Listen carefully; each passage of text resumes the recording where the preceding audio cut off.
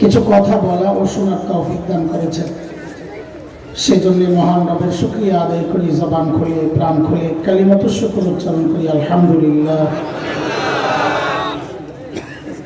আমাদের অত্যন্ত প্রিয় ভাই ইসরাফিল ভাই প্রতিষ্ঠিত এবং আরেক প্রিয় স্নেহের আজিজ মুফতি সালমান ফার্সি হাফিজাহুল্লাহ পরিচালিত এই জামিয়ার এই চমৎকার আয়োজনে 2 দিন থেকে ওলামাদের জবানে আপনারা দামি দামি কথা শুনেছেন, আরও শুনবেন ইনশাআল্লাহ। ইতিমধ্যেই আমাদের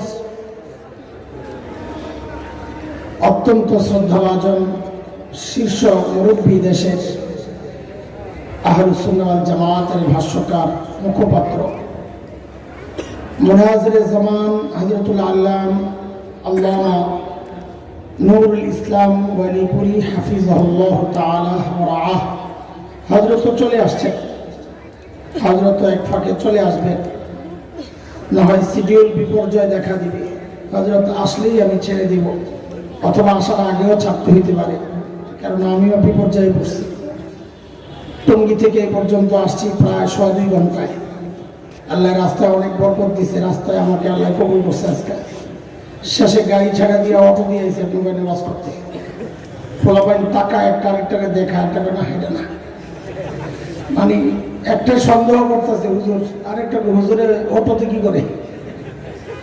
আমি খেয়াল করি আর মনে মনে হাসি, কষ্টে কষ্টে আসছি। অল্প সময় কথা বলবো, এই জন্য নতুন কোনো সাবজেক্ট আমি বেছে নিই নাই। আমাদের আরেক প্রিয় ভাই হযরতুল আল্লাম শেখ ইসমাইল বুখারী হাফিজাহুল্লাহ তাআলা ওয়া রাআহ, তিনি শুরুতে কি আয়াত পড়েছিলেন আমি জানি না, কিন্তু শেষের যে ফিনিশিংয়ে যে আয়াতের প্রসঙ্গ এনেছেন ওয়াল তানজুর নাফসুম মা কদ্দামাত লিগাদ, সূরা হাশরের 18 নম্বর আয়াত। আমি ওই আয়াতটা পড়েছি। এই আয়াতকে সামনে রেখে নিজের হিদায়াতের উদ্দেশ্যে কিছু কথা বলব এবং চেষ্টা করব এমনভাবে বলার জন্য যেন আমার মতো রোগী কেউ থাকলে তার উপকারে আসে। কিন্তু এটা মাথায় রাখা, টার্গেট 1 নম্বর, আমি নিজেকে ওয়াজ করতেছি। দোস্ত, আল্লাহ সুবহানাহু ওয়া তাআলা যে আয়াতটা আমরা পাঠ করেছি, আমাকে আপনাকে বড় মায়া করে ডাক দিয়েছেন, ইয়া আইয়ুহাল্লাযীনা আমানু। এই ডাকটা মালিকের বড় মায়ার ডাক। কোরআনে আল্লাহ ঈমানদারকে 2 ভাবে ডেকেছেন। কোথাও ডেকেছেন ইয়া আইয়ুহান নাস, ইয়া আইয়ুহাল ইনসান, ও মানুষ। কোথাও ডেকেছেন ইয়া আইয়ুহাল্লাযীনা আমানু, ও ঈমানদারেরা। হযরত মুফতি শফি রাহমাতুল্লাহি আলাইহি বলেন, এই 2 ডাকের মধ্যে অনেক পার্থক্য। কি পার্থক্য? তা হযরত বলেন, আমরা আমাদের সন্তানকে ডাকার ক্ষেত্রেও এই পার্থক্যগুলো করি। আমরা আমাদের সন্তানকে কখনো নাম ধরে ডাকি, যেমন কথার কথা বলি, আব্দুল্লাহ, তো সন্তান বুঝে বাবার ডাকের নমুনা ভালো না, হয়তো রেগে আছে। কিন্তু কখনো কখনো বাবা আর সন্তানের যে সম্পর্ক, এই সম্পর্ক ধরে ডাক দিয়ে বলেন আব্বু, তো সন্তান বুঝে আমার বাবা আমাকে মায়া করে ডাক দিয়েছে। ঠিক আল্লাহ তাআলা যখন ডাকেন ও মানুষ, বুঝে নেওয়া আল্লাহ হয়তো রেগে আছেন, যেন নাম ধরে ডেকেছেন। কিন্তু আল্লাহর সাথে বান্দার যে সম্পর্ক, আল্লাহ যখন এই সম্পর্ক ধরে ডাক দিয়ে বলেন ও ঈমানদারেরা, তখন বুঝে নেওয়া আমার মালিক আমাকে বড় মায়া করে ডাক দিয়েছে। আমি যে আয়াতে কারিমা তিলাওয়াত করেছি, এই আয়াতে আল্লাহ মায়া করে ডাক দিয়ে 2টা হুকুম করতেছেন। বলেন কয়টা? আল্লাহ বলেন, ইয়া আইয়ুহাল্লাযীনা আমানুত্তাকুল্লাহ ওয়ালতানজুর নাফসুম মা কদ্দামাত লিগাদিন ওয়াত্তাকুল্লাহ।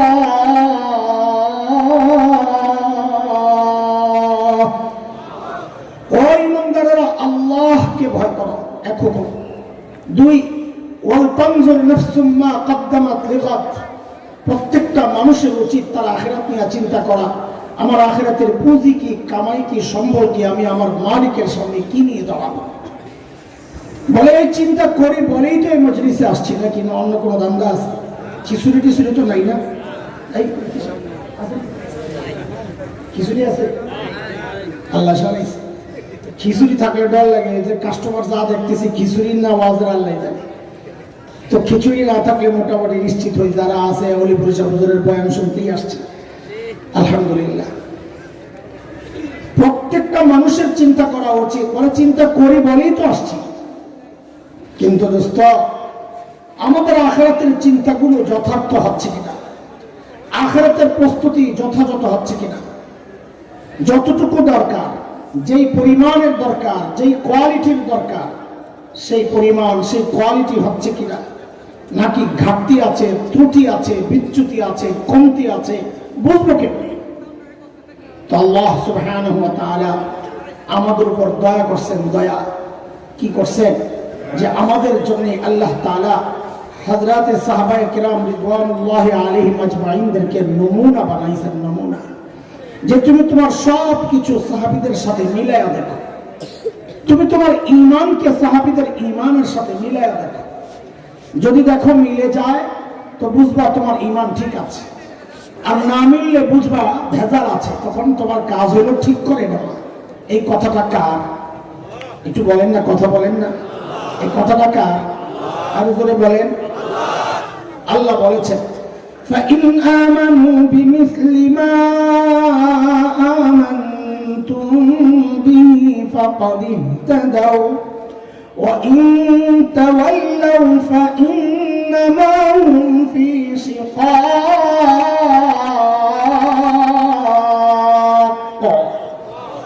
মানে তুমি তোমার তাকওয়াকে সাহাবীদের তাকওয়ার সাথে মিলাও। এটা কেন মিলাবো? তো আল্লাহর বলার ধরনটা যেমন এমন, কেন মিলাবা? তুমি যে মুত্তাকি পাগি বসো, যুদ্ধা করছো, তোমার বউ তো স্বীকার করে না। পীর সাহেবের কাছে খবর লেগে দেখেন, পীর সাহেবের বউ পীর সাহেবের কাছে মুড়ি দেয় না। চিনি আপনি কোন মার্কা পীর? খবর আছে আমার। তেলা পোকাও একটা পাখি, আপনিও একটা পীর, খালি খোসায়।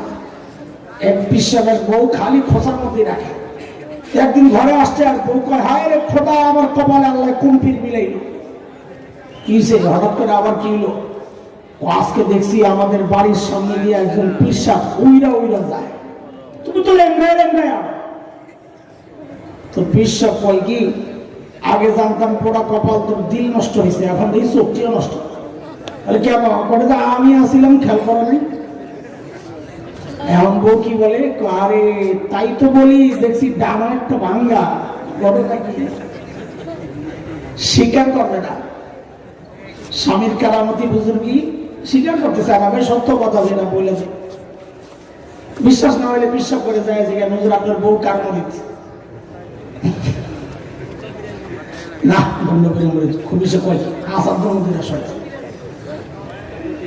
আল্লাহ তাআলা বলেন, তুমি মুত্তাকি, তোমার পাশের মানুষ স্বীকার করে না। আর আমার সাহাবী, আমার নবীর সঙ্গীরা, তারা যে মুত্তাকি আমি আল্লাহ নিজে সাক্ষী দিচ্ছি।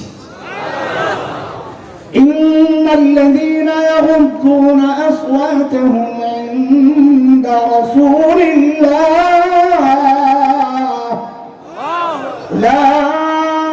উলাইকাল্লাযীনা ইমতাহানাল্লাহু কুলুবাহুম লিত্তাকওয়া লাহুম মাগফিরাতুন ওয়া আজরুন আযীম।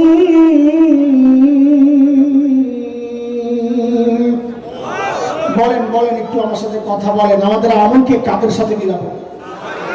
বলেন, কাদের সাথে?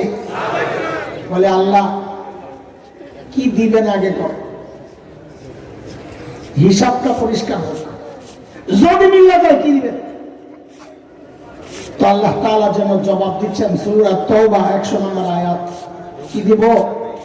সাহাবীদেরকে যা দিছি তোমাদেরকেও তাই দিব। কি দিছেন? সাহাবীদেরকে কি দিছেন? তা আল্লাহ বলেন, ওদেরকে দিছি স্বীকৃতি। ওদেরকে আমি জানিয়েছি আমি তোমাদের উপর রাজি হয়ে গেলাম। তোমাদের এমন সাহাবীদের সাথে মিললে তোমাদের উপরও আমি রাজি হয়ে যাব। বলে আর ওদেরকে বলেছি তোমাদের জন্য আমি জান্নাত তৈরি করে রাখছি। তোমার আমল যদি মিলে তো মনে রাখো তোমাদের জন্য আমি জান্নাত তৈরি করে রাখবো। কে বলেছে? কে বলেছে? আল্লাহ বলেন সূরা তাওবা আয়াত 100। والسابقون الأولون من المهاجرين والأنصار والذين اتبعوهم بإحسان رضي الله عنهم ورضوا عنه وأعد لهم جنات تجري تحتها الأنهار خالدين فيها أبدا ذلك الفوز العظيم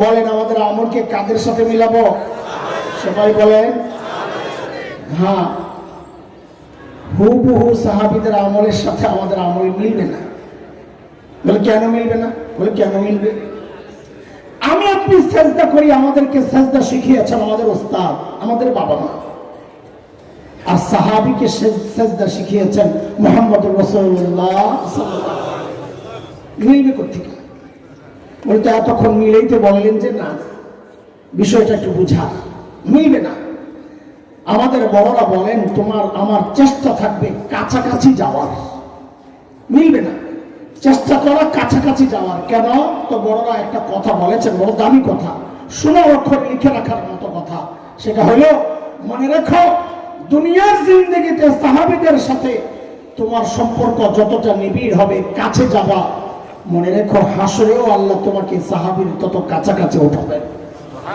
হাসরে সাহাবীর কত কাছে থাকতে চাও সিদ্ধান্ত তোমার দুনিয়ায় তত কাছাকাছি যাওয়ার চেষ্টা করো হতাশ হয়ে না আবার একেবারে যে সাহাবীদের সাথে আমাদের মিলবে না তো আমাদের উপায় কি হবে না হতাশার কোনো কারণ নাই আল্লাহ সাহাবীকে বানাইছেন নিজের হাত দিয়া আমাদেরকে বানাইছেন পাও দিয়া কি দিয়ে বানাইছেন আমাদেরকে ওই আল্লাহই বানাইছেন তাই না আমাদের জন্য বিশেষ বিশেষ স্পেশাল অনেক সুযোগ রাখছেন যেমন একটা সুযোগ আপনাদেরকে বলি একটু খুশি রাখি যেন হতাশ না হয় এদিকে তো ফসল টসল হয় না কিন্তু যে সমস্ত এলাকায় টমেটোর চাষ হয় ফুল সিজনে টমেটোর কেজি কত থাকে বলেন তো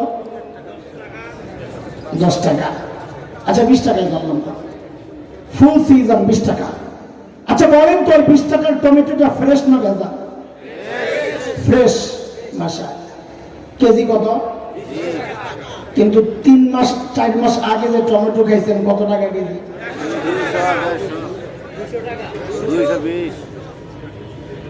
120 টাকা কইয়া আমার কষ্টটা আর বাড়ায় না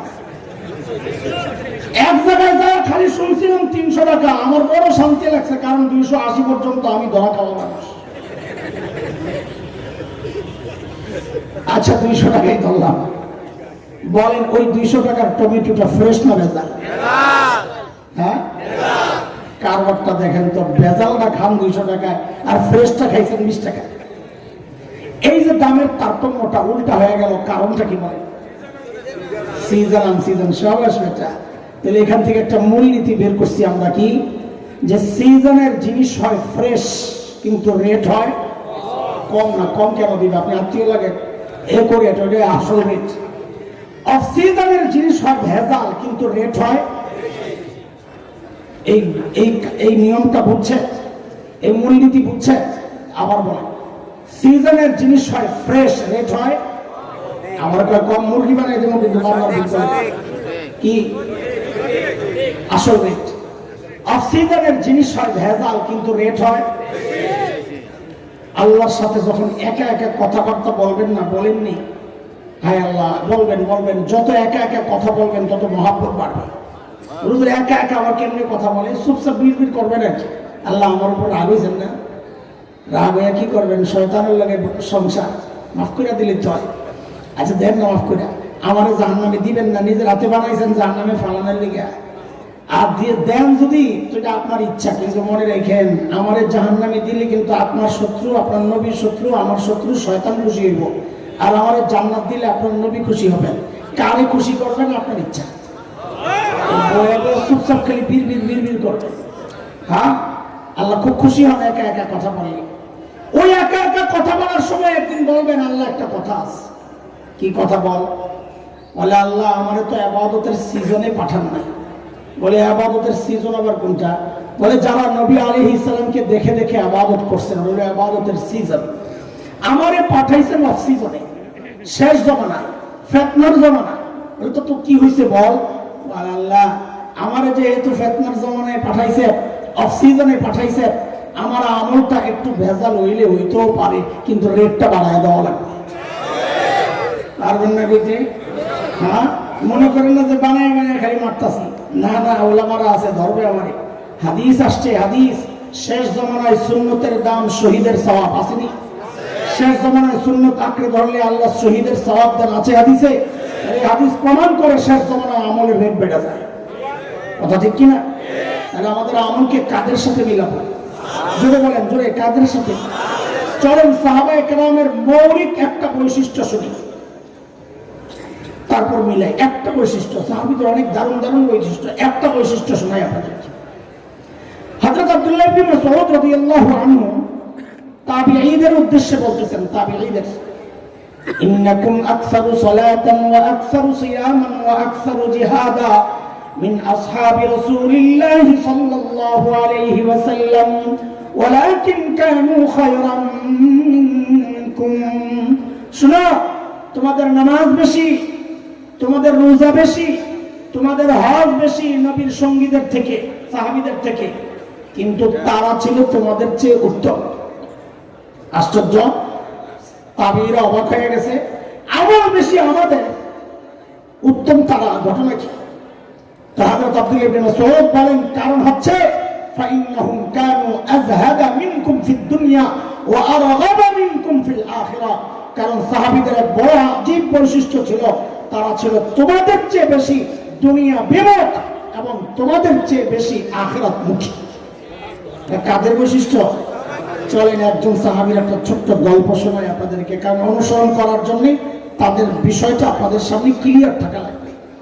আল্লাহর নবী সাল্লাল্লাহু আলাইহি ওয়াসাল্লামের একজন শ্রেষ্ঠ সাহাবী ছিলেন হযরত সাঈদ ইবনে আমির আল জুমাহি রাদিয়াল্লাহু আনহু। দেখেন, গাল গল্প শোনায় আর টাইম পাস করা আমাদের কাজ না, এটা অথেন্টিক কিতাবের গল্প। সুয়ারুম মিন হায়াতিস সাহাবা একটা কিতাব আছে, সাহাবীদের জীবনী নিয়ে, আরবের খুব সমাদৃত কিতাব। ওই কিতাবের প্রথম ঘটনা এটা, আমি যা শোনাচ্ছি আপনাদের। হযরত সাঈদ ইবনে আমির আল জুমাহি মুসলমান হয়েছেন একটু দেরিতে। দেরিতে মুসলমান হলে কি হবে? ঈমান ছিল বড় পাক্কা। কতটা পাক্কা? একটা ছোট্ট গল্প শুনলেই বুঝবেন। হযরত ওমর যখন খলিফা, ওমর নরম না গরম? ওই তাড়াতাড়ি গো, কেমন গরম? আচ্ছা, কেমন কেমন গরম ওইটা একটা হাদিস শুনলেই বোঝা যায়। নবী আলাইহিস সালাম বলেছেন, ওমর যে রাস্তায় চলে শয়তান আর ডরে ওই রাস্তায় থাকে। এটাই যথেষ্ট বোঝার জন্য ওমর কত গরম। এমন গরম মানুষটারে যায় হযরত সাঈদ বলেন কি জানেন, ওমর আল্লাহ দায়িত্ব দিয়েছেন, ঠিকঠাক মতো আদায় করেন, নাহলে কিন্তু খবর আছে। বাপরে বাপ, কলিজায় সাহস কত! এত সাহস কই পেয়েছে? কারণ হচ্ছে মানুষ যত সৎ হয় তার সাহসটাও তত উঁচা হয়। নিজের মধ্যে দুই নম্বরই থাকলে কথা বলবে মিন মিন মিন মিন করে, আর তেলের কৌটা খালি করবে। কি করে খালি করে? নাকি? এটা কেন? যখন নিজের মধ্যে দুই নম্বরই থাকে। সাংবাদিক সম্মেলনে বসছে, কতগুলো সুর বসে রয়েছে সামনে, ওগুলো জিজ্ঞেস করি, মাননীয় প্রধানমন্ত্রী, আপনি এই বয়সে কাজের এত এনার্জি কোথায় পান? সারা দুনিয়ার জন্য আপনি উন্নয়নের রোল মডেল। বাপরে বাপ, শয়তানের রোল মডেল। উন্নয়নের রোল মডেল। কাজ করছে 10 টাকার, খাইছে 2000 টাকা। উন্নয়নের রোল মডেল। হযরত ওমর সর্বনাশ, এই লোকের তো ঈমান বড় মজবুত। আমাদের দেশের নেতারা হইলে কি করতো? ওরে কিছু বস্তু দিয়ে বিদায় করে গোয়েন্দা সংস্থারে কইতো, এটা তেল বেড়ে গেছে, ওরা আয়না করে ঢুকায়। ঠিক কথা। কিন্তু তিনি আল্লাহর নবীর সাহাবী, তারা সৎ লোক তালাশ করে। নিজে দুর্নীতি করে না তো এই জন্য আশপাশে আর দুর্নীতি দিয়ে সাজাইতে হয় না।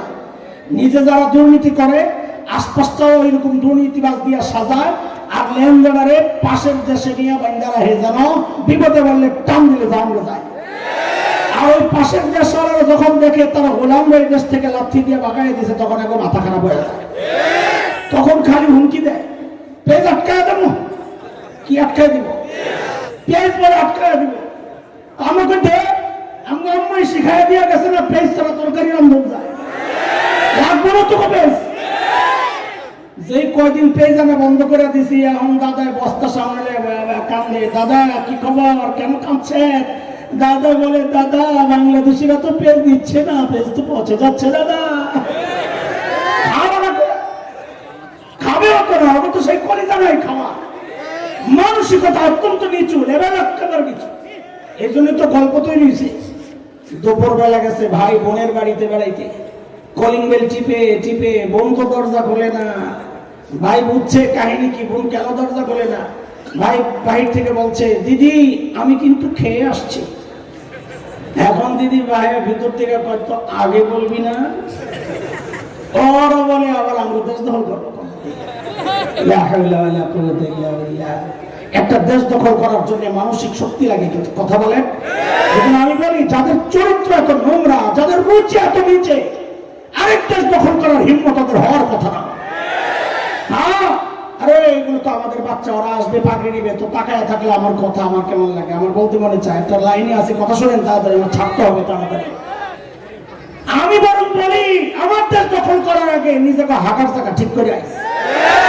এখনো যারা রাস্তাঘাটে টয়লেট করে, মলত্যাগ করে, এরা বলে আমার দেশ দখল করবে। কত দেখি কারবার। আমরা যখন দেওবন্দ গেছি, তো দেওবন্দ থেকে কলকাতা থেকে দেওবন্দের ট্রেনে উঠছি, লম্বা জার্নি। তো সকাল হইলে কৌতূহল নিয়ে জানালার কাছে যাইতাম, নতুন নতুন এলাকা দেখা যায়। হায় আল্লাহ, গেলি যে দৃশ্যটা দেখতাম লজ্জায় মুখ ফিরাই নিত।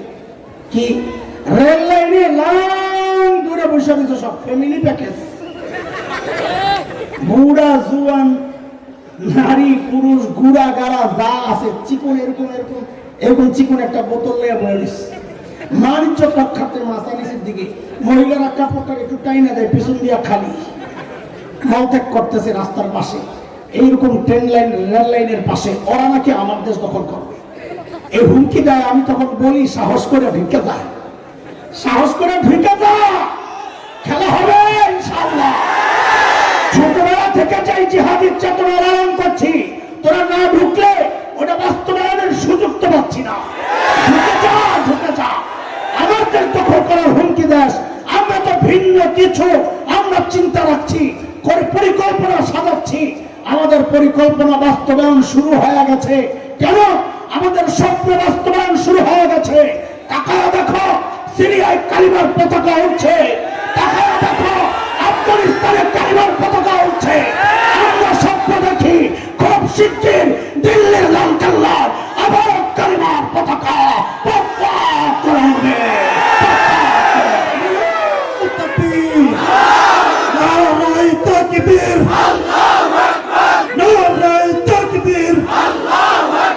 ইসলামের শত্রুরা,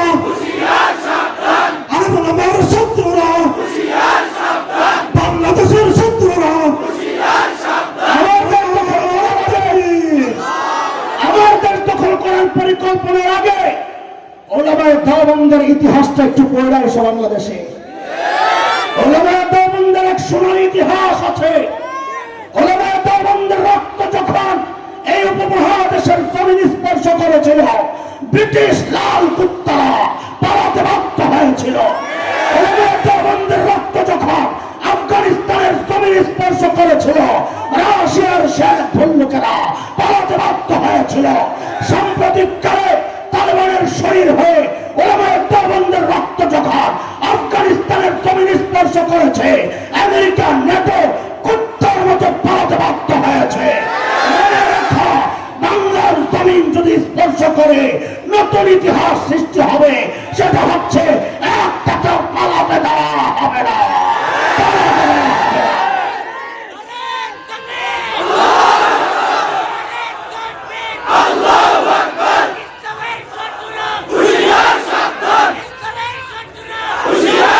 ভারতের দালালেরা হুঁশিয়ার সাবধান, দালালিয়ার করিস না রে, পিঠের চামড়া থাকবে না রে, দালালিয়ার করিস না রে।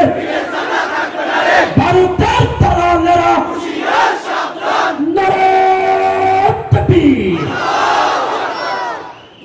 হযরত ওমরের কাছে যখন হযরত সাঈদ ইবনে আমির আল জুমাহি, হযরত ওমর তো বুঝছেন, আরে এই লোক দরকার আমার, বুঝায়া সিরিয়ার এক শহর ছিল হিমস। হিমসের গভর্নর বানায় পাঠায়।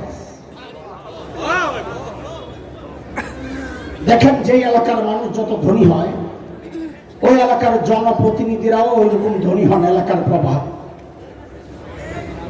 আজকের দুনিয়ায় Bangkok, Singapore, Thailand, Dubai, Abu Dhabi, Karachi, Bombay, আমাদের চিটাগাং, এগুলো যেমন বাণিজ্যিক শহর, ওই সময়ে গোটা দুনিয়ার বাণিজ্যিক শহর ছিল সিরিয়া। এবার বুঝে শুনে বলেন তো সেই সিরিয়ার শহর হিমসের গভর্নর ধনী হওয়ার কথা না গরিব হওয়ার কথা? কেমন ধনী বলেন? এক শব্দে বলেন, সময়ের সেরা ধনী। বলেন বলেন, সময়ের। হিমস থেকে এক দল আসছে হযরত ওমরের সাথে সাক্ষাৎ করার জন্য। তাদের কিছু অভিযোগ অনযোগ ছিল, দারিদ্রতার কষাঘাতে পিষ্ট হচ্ছিল, অর্থনৈতিক মন্দা, এই সমস্ত ব্যাপার নিয়ে আসছে। হযরত ওমর বললেন, তোমরা একটা কাজ করো, হিমসের গরিবদের একটা লিস্ট দাও। দুনিয়া বিমুখতা সাহাবীদের যে চরিত্র ওইটা বোঝাচ্ছি, মাথায় রাখতে হবে, কোত্থেকে পেয়ে গেছে। হিমসের গরিবদের একটা লিস্ট দাও। হিমসের লোকেরা একটা লিস্ট করছে লম্বা, নিয়ে হযরত ওমরের কাছে জমা দিয়েছেন। ফুকারা ও হিমস, হিমসের গরিবদের লিস্ট। আল্লাহু আকবার। হযরত ওমর লিস্টটা ধইরাই তাকায়া দেখেন, অবাক হয়ে তাকায়া আছেন। কেন? কারণ তিনি দেখেন যে ওই লিস্টের শুরুর দিকেই হিমসের গভর্নর সাঈদ ইবনে আমির আল জুমাহির নাম। সাঈদ ওমর জানতে চাইলেন, আমি এরকম ফাঁকে এরকম কি ব্যাপার, তোমাদের গভর্নর বুঝি গরিব মানুষ? হিমসের লোকেরা জবাব দিলেন, বালা আমি উরুনা আফকরুনা, আমাদের গভর্নর শুধু গরিব না, হিমসের মধ্যে সবচাইতে গরিব। কল্পনা করা যায়? সাহাবী, এর নাম কি? এর নাম কি? হযরত ওমর এই কথা শুনে এতটা খুশি হইছে, সাথে সাথে 1000 স্বর্ণ মুদ্রা, কত? 1000 স্বর্ণ মুদ্রা প্যাকেট করে দূত মারফত পাঠায় দিয়েছেন, যাও আমার পক্ষ থেকে আমার সাঈদকে হাদিয়া দিয়ে আসো। কত কত? 1000 স্বর্ণ মুদ্রা। বুঝে, এক স্বর্ণ হানাফি মাযহাব মতে 3.2 গ্রাম, এই হিসাবে প্রায় 3.5 স্বর্ণ মুদ্রা দিয়ে 1 ভরি হয়। তো ধরেন 1000 স্বর্ণ মুদ্রা মানে প্রায় 350 ভরি, প্রায় 350। তাহলে 1 লক্ষ টাকা করে হইলেও তো প্রায় 3.5 কোটি টাকা। এই বিশাল অঙ্কের হাদিয়া যখন হযরত সাঈদের কাছে পেশ করা হয়েছে, হযরত সাঈদ প্যাকেটটা খুলি যখন দেখলেন এই বিশাল অঙ্কের হাদিয়া তার জন্য, তিনি সাথে সাথে প্যাকেটটাকে ছুঁড়ে মেরে চিৎকার দিয়ে বলে উঠলেন, ইন্না লিল্লাহি ওয়া ইন্না ইলাইহি রাজিউন। কি বলছে? হাদিয়া পাইলে ইন্না লিল্লাহ পড়ার কথা না আলহামদুলিল্লাহ পড়া। আপনারা কি করতেন জানি না, আমার ইমানের যে হালত, এমন একটা পোটলা পাইলে রে ভাই, লাভ দিয়া দুইরা ভিতরে যাইয়া নিজেও আলহামদুলিল্লাহ পড়তাম, বউরও বলতাম আলহামদুলিল্লাহ পড়ো, পোলা ভেন্ড করতাম আলহামদুলিল্লাহ পড়। বিশ্বাস না হইলে দিয়ে দেখেন না। আল্লাহর নবীর সাহাবী কি করছেন? কথা বলে না, এমন ভাবে ইন্না লিল্লাহ পড়েছেন, বিবি তো ভেতর থেকে ভয় পায় গেছে। আরে মদিনা থেকে দূত আসছে, না জানি কোন দুঃসংবাদ নিয়েছে, আল্লাহই জানে। সাথে সাথেই জানতে চাইলেন, আকুতিলা উমর ইবনুল খাত্তাব, কি ব্যাপার, সাইয়্যিদনা ওমর বুঝি শহীদ হয়ে গেছেন? এইভাবে ইন্না লিল্লাহ কেন পড়লেন?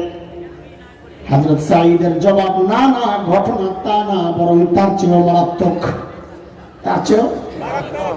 বউ আবার জানতে চাইলেন, আকুতিলাল মুসলিমুনা ফি মারিকা, তাইলে কি কোন যুদ্ধে মুসলমান ব্যাপকভাবে শহীদ হয়ে গেল কিনা? হযরত সাঈদ বলেন, না না, ঘটনা তাও না, তার চেয়েও মারাত্মক। বউর কলিজা এবার গেছে শুকায়া, এর চেয়ে মারাত্মক ঘটনা আর কি হবে বুঝছি, না জানি আমার জামাইয়ের কল্লাটা নিতে পারে। আরে বলেন না, কি সমস্যা? আল্লাহ আল্লাহ আল্লাহ। আল্লাহর নবীর সাহাবীর ছোট্ট একটা জবাব, কিয়ামত পর্যন্ত যদি কেউ দুনিয়া বিমুখ হতে চায়, এই একটা জবাবকে অনুসরণ করলেই যথেষ্ট। কি বললেন তিনি? কেন এই 1000 স্বর্ণ মুদ্রা পেয়ে ইন্না লিল্লাহ পড়লেন? তিনি জবাব দিচ্ছেন, উদখিলাত আলাইয়া দুনিয়া লিতুফসিদা আখিরাতি। আরে আমার ঘরে দুনিয়া ঢুকায়া দেওয়া হয়েছে আমার আখিরাতকে বরবাদ করার জন্য। সাথে সাথে বিবিকে বললেন, আমি চাই মদিনার দূত আমার ঘরে থাকতে থাকতে এই 1000 স্বর্ণ মুদ্রা তুমি হিমসের গরিবদের মধ্যে বিলায়া দিবা। কি বুঝলে? শাসকের মধ্যে যদি ইমানদারি থাকে তো নিজের বরাদ্দের টাকাটাও জনগণকে দিয়ে দেয়, আর শাসকের মধ্যে ইমানদারি না থাকলে জনগণের বরাদ্দের টাকা মাইরা বিদেশ যায় বাড়ি বানায়। এটার কত বাস্তবতা আপনার ওই ভেতরের রাস্তাটি দেখলে বোঝা যায়। এই চিকটাও আসতে কয় কষ্ট তো আমি বলি চাই, তখন কত কষ্ট হয় না, অভ্যাস হয়ে গেছে, লেগে ঠিকঠাক করে বের হয়, জোরে ঠিক না করে সামনে আর আমন আইসি আছে। আল্লাহ আল্লাহ আল্লাহ। বউরে যখন কইছে সব দিয়ে দাও, বউ তো আর আমাদের বউ না রে, আমাকে বউ হইলে আচ্ছা আপনার কটা ভালো সবাই আল্লাহ আল্লাহ বুঝলেন, আমারটা যদি কইতা সব দিয়ে আল্লাহ একটা বেশকি যে খাইলাম বুঝলেন কি দেখায় সব দিয়ে আল্লাহ। বেশি পিড়াপিড়ি করলে বলতো 2 ভাগ করেন, অর্ধেক আমার অর্ধেক আপনার, আমারটা থাক ঘরে কত কাজ আছে, আপনারটা দিয়ে আলাম অনেক সব। কিন্তু বউ তো সাহাবীর বউ, কার বউ? বলা ভাই একটা পরামর্শ করা যায়, যারা বিয়া করস নাই কাজে লাগবো, বিয়ার সময় লাগবো দেমো দেমো বলাবেন, বউ পাইলাম না আয়া খালি করো একটু পানি ভরা দেন, একটু ফু দিয়া দেন, তাবিজ দেন, বউ পাইরা তার কি পাবি কেমনি? তুই নিজে 2 নম্বর আর বউ তালাশ করে রাবে বসিয়া, এটা কি সম্ভব? আল্লাহ কি জালেম না তোর মতো 2 নম্বরের কাছে রাবিয়া বসিয়া নেককার মেয়েটারে পাঠায় ওরে ঠকাইব? এই জন্য একটা পরামর্শ কর, বিয়ার সময় কাজে লাগবে, ওটারে ফলো করবি তো বউ পাবি। বল আমার সাথে জেসকার লগে তেসকা না হাসে আগে পরামর্শ কর, ছাগল খাইনি খা গায়ের গোষ্ঠী সরব না, এবার হাসে ক নিচের দিকে তাকায়া জেসকার লগে তেসকা বল। এটা আমার কথা না রে, এটা কোরআনের কথা।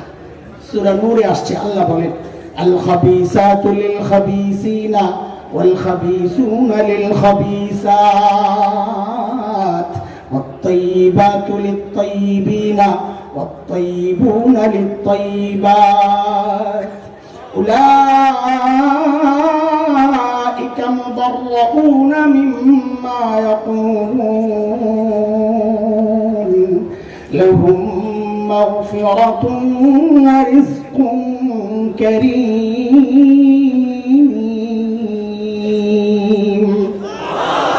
সংক্ষেপ তর্জমা করলে এটাই গাড়ি বোঝাসকা লগে তেসকা। বউরা যখন বলছে সব দিয়ে দাও, বউ একটু দেরি করে না, সাথে সাথে নিয়ে সব দান করে দিছে। দুধ কয় কই আসলাম, এরা মানুষ না ফেরেশতা? এইটাও কি সম্ভব? দৌড়ে গেছে মদিনায়, হযরত ওমরের কাছে খবর দিল, কই পাঠাইলেন আমার, এরা তো মানুষ না ফেরেশতা? কি করছে? সব দান করে দিছে। হযরত ওমর এত খুশি হয়েছে, আবার 1000 দিয়ে পাঠাইছে, মানে আবার দিয়ে। এইবারও একই কাহিনী, হযরত সাইদ কে সব দিয়ে দাও। এইবার বউ একটু মোড়া দিস, ঘরে কত কিছু লাগবে, আসলেও তো ঘরে কত কিছু লাগে, আমরা তো খবর নাই, বেটাগো খবর থাকে না, রাত্রে যায় জারিটা ঠিকই মারে, কি রামরুলি প্রত্যেক দিন খাইতে ভালো লাগে, কত বাজারে যাইতে পারেন না, আমার সময় আছে নাকি? ওই বেটা সময় না থাকলে যায় কথা কবি না, সৌর মতন ডুবি যা দিয়ে খাইয়া ঘুরে থাকে, শিক্ষাও কয় না। এই বদ অভ্যাস অধিকাংশ বেটার, বাজারে যায় না, ঘরে যায় রাতে জারি লয়, কথা কন, এটা ভয়ঙ্কর বদ অভ্যাস। আরো বদ অভ্যাস আছে, বউরে তুমি যাই বাজারে, এইটা যেটা কয় এটা কিন্তু পিরান দরকার, বউ বাজারে পাঠায়, কথা কর ঠিক কি না? হযরত সাইদ জিজ্ঞেস করতেছে, কেন তোমার কি ঘরে কোনো জরুরত আছে? কত কিছু লাগবে? কিছু রাখেন না। তো হযরত সাইদ বলেন, কি জরুরত থাকলে কিছু কেন, পুরোটাই রেখে দাও। তো বলতে পারে তাহলে তো আরো ভালোবাসা না। হযরত সাইদ বলেন, দেখো আমাদের ভাঙা ঘর ডাকাত পড়তে পারে, আমাদের নিজের কাছে না রেখে কোথাও আমানত রাখি, যিনি আমানত এমন ভাবে রাখবেন যে আমাদের প্রয়োজনের সময় চাওয়ার আগেই দিয়ে দিবেন, দিবেন যে যা রাখছি তার চেয়ে অনেক বাড়াইয়া দিবেন। বউকে আলহামদুলিল্লাহ এমন লোক কই পাওয়া যাবে? তা হযরত সাইদ বলেন, তাইলে এইটাও দান করে দাও। দান করা মানে আল্লাহর কাছে আমানত রাখা, কিয়ামতের মাঠে যখন আমাদের প্রয়োজন হবে যা রাখছি তার চেয়ে অনেক বাড়াইয়া দিয়ে দিবেন। দূতের তো এবার মাথা খারাপ হয়ে অবস্থা, যে আগেটাই তো ভালো ছিল, কি অবস্থা। আবার দৌড়ে গেছে হযরত ওমরের কাছে যে কই কি এগুলা মানুষ তো না। হযরত ওমর এইবার শুনে এতটা খুশি হয়েছে, সাথে সাথে হুকুম জারি করলেন, এই কাফেলা রেডি করো, আমার সাইদকে দেখতে যাব। এটা বর্তমান দুনিয়া না, মোবাইলের টিকিট পাঠায় দিয়েছে, এয়ারপোর্ট থেকে চক করে উঠে গেছেন। কি কি শব্দ এটা? চক্করা। কি নতুন শুনছিস লাগে তোরা? চক্করা জায়গা না, মানুষ চক করে ঢুকে যায়, কাছাকাছি থাকে। আমরা বলি চক করে না ঢুকে চট পইরা ঢুকেন, চটটা পিঠে বাইন্দা এরপরে ঢুকেন। এইবার যদি পোলাবাইন পায় তো কালামানিকার মতন পিঠাইয়া কলা পাতা হয়। কথা ঠিক কেন কথা না? এই শয়তানটারে পোলাবাইন পিঠাইছে, একটাই ভালো লাগছে খালি, সেটাও বলতে পারি না। একটা জায়গা মতন লাথি আমার খুব পছন্দ হয়েছিল, কিন্তু আমি চাইছিলাম আরে আর একটু দিতে। এই জানোয়ার কোরআনের পাখিটা আহারে সারা জিন্দেগি মানুষকে কোরআনের কথা শোনাইছে। আল্লামা দিলওয়ার হোসেন রহিমাহুল্লাহ, সাঈদী রহিমাহুল্লাহ সরকার ওদের পাতানো যে আদালত রায় দিল যাবজ্জীবনের, এই শয়তানটা মানতে রাজি না, কোন ওরে ফাঁসি দিতে হইব, শয়তানের গোষ্ঠী ফাঁসি দিতে হইব।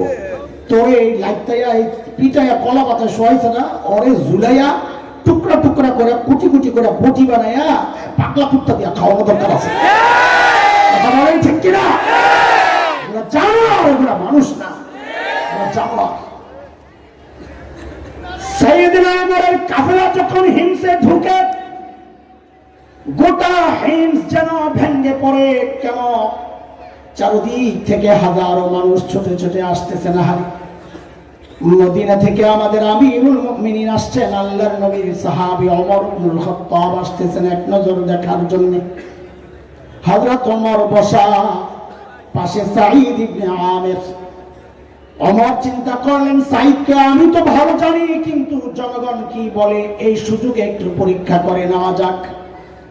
হযরত ওমর ডাক দিয়া জানতে চাইলেন, ও হিমসের মানুষ, তোমাদের গভর্নরের বিরুদ্ধে কারো কোনো অভিযোগ আছে নি? থাকলে দাঁড়ায় যাও।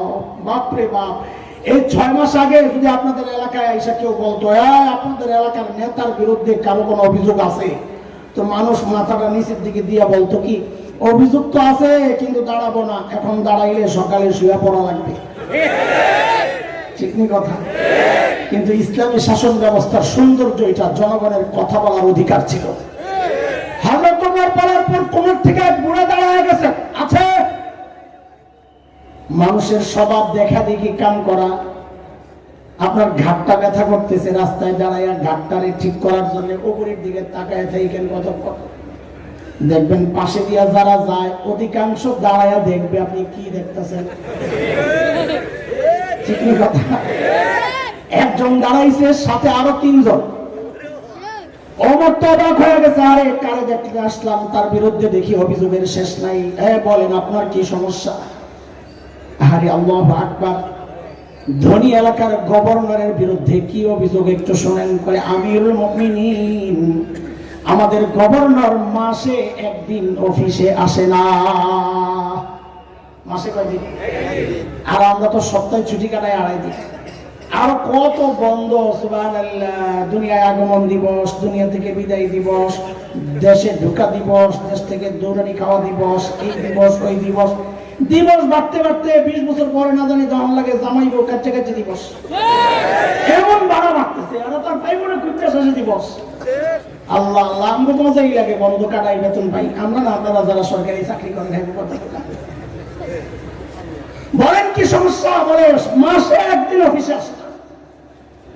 হযরত ওমর ধরছেন, সাঈদ জবাব দাও, কেন তুমি মাসে একদিন অফিসে আসো না?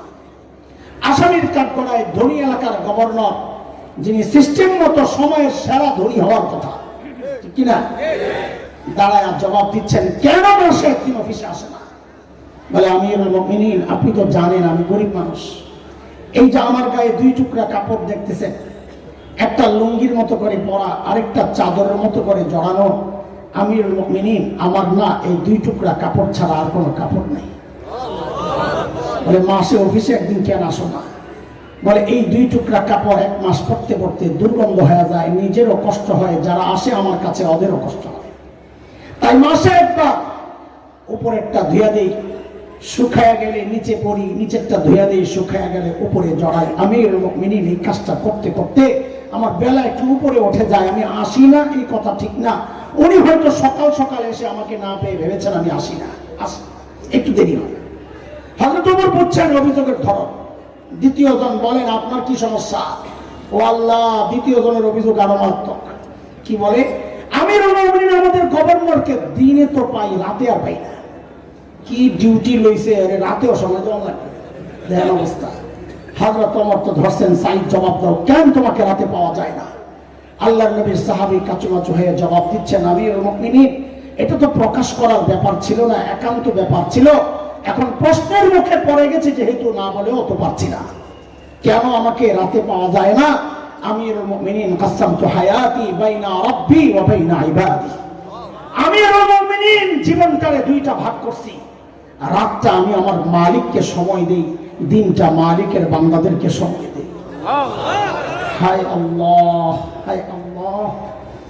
আমরা তো অনেক ব্যস্ত মানুষ, দুনিয়া সব কিছু চলে, মালিককে টাইম দেওয়ার সময় আমরা পাই না।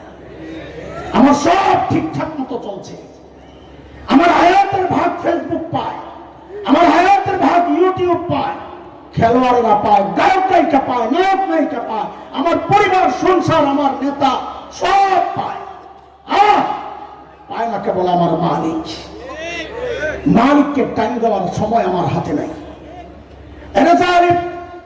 আমি আর তুমি ছাড়া দুনিয়ার সব মালিককে টাইম দেয়।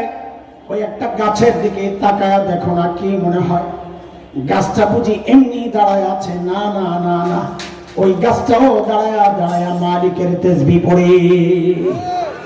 যে কুকুরটাকে নিকৃষ্ট প্রাণী মনে করে তাড়ায়া দেয়, ওই কুকুরটাও রুকুর হালতে মালিকের তাসবিহ পড়ে। যে পোকামাকড় গুলো আমি পায়ে গলে মেরে ফেলি, ওই পোকামাকড় গুলো সেজদার হালতে মালিকের তাসবিহ পড়ে। পড়ি না কেবল আমি আর তুমি, আমাদের সময় হাতে নাই। সময় বন্ধ একদিন আসবে, কসম আল্লাহর, সেদিন করার থাকবে না কিচ্ছু। চিৎকার করে করে শুধু কান্দব আর বলবো, ইয়া লাইতানি কদ্দামতু লিহায়াতি। আহারে, সময় মতো যদি একটু পুঁজি বানায় আসতাম, তাইলে আর বাম হাতে আমল নামাটা নেওয়া লাগে না। তাও নিচি নিচি কোন দিক দিয়া কলিজা ছিদ্র কইরা পেছনে নিয়া, এখন তো আর আমল নামা দেখি না, তো আল্লাহর পক্ষ থেকে ফেরেশতারা ঘাটটারে মটকায়া দিছে, দেখ তোর আমল নামা। আমল নামা দেখাই দেওয়া লাগবে। চিৎকার কি বলে, ইয়া লাইতানি লাম উতা কিতাবিয়া, আয় আমল নামা যদি আমারে না দেওয়া হতো। ওয়ালাম আদরি মা হিসাবিয়া, আমি জানি না আমার হিসাব কি হবে। ইয়া লাইতাহা কানাতিল কাদিয়া, মৃত্যু পর্যন্তই যদি সব শেষ হয়ে যেত, আর বিচারের মুখোমুখি দাঁড়াতে না হতো।